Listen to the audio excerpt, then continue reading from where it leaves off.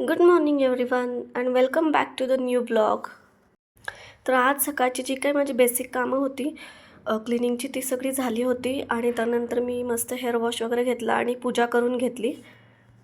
आणि आज मी एकटीच ब्रेकफास्टचे राहिले होते, तर मग विचार केला की आज काही बनवण्यापेक्षा म्युसलीच खाणार होते मी.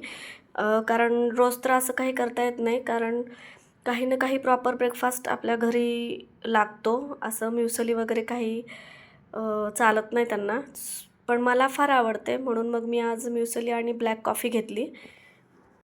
आणि सकाळची कामं सगळी आवरून पटपट थोडंसं दमल्यासारखं झालं होतं, म्हणून मग जरा निवांत बसून ब्रेकफास्ट केला आणि मस्त ब्लॅक कॉफी एन्जॉय केली.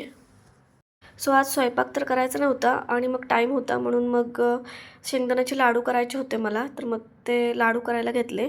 शेंगदाणे मला नेहमी गावाकडूनच मिळतात आणि त्यामुळं मग ते जास्त क्वांटिटीमध्ये असतात आणि मी शेंगदाणे तर काही जास्त यूज करत नाही, म्हणजे शेंगदाण्याचं कूट वगैरे मी जास्त यूज करत नाही. तर मग त्यापेक्षा मी नेहमी शेंगदाण्याची चटणी किंवा शेंगदाण्याचे लाडू असंच बनवून ठेवते नेहमी.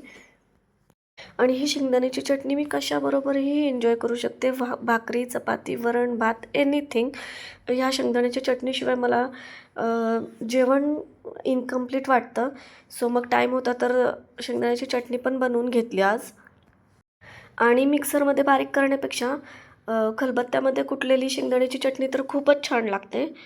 आणि सगळीकडे वेगवेगळ्या पद्धतीने बनवतात शेंगदाण्याची चटणी. मी फक्त यामध्ये धने, जिरे, लाल मिरची आणि लसूण थोडंसं भाजून बनवलेली आहे. तरी पण खूप छान लागते, खूप उत्तम टेस्ट लागते.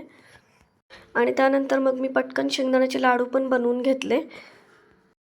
सो आज स्वयंपाक नव्हता, म्हणून ही जी एक्स्ट्राची कामं होती ती पटकन झाली आज. नाहीतर स्वयंपाक असेल तर स्वयंपाक करा, त्याची नंतर भांडी वगैरे घासा, त्यामध्येच आपण दमून जातो आणि मग एक्स्ट्राची कामं राहून जातात. Thanks for watching till end. भेटूया नेक्स्ट ब्लॉगमध्ये. तोपर्यंत काळजी घ्या. Take care. Bye bye.